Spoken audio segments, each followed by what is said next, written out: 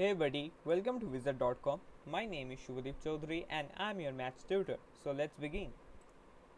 According to the question, we have to find the smallest 5-digit number which is possible by the given digits.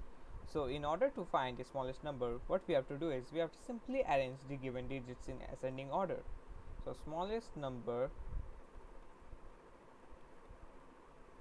will be equals digits arranged in ascending order.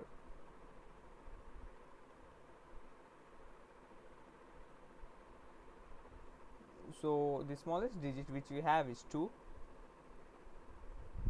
After 2 we have 5, then we have 6, then 7, and finally we have 9.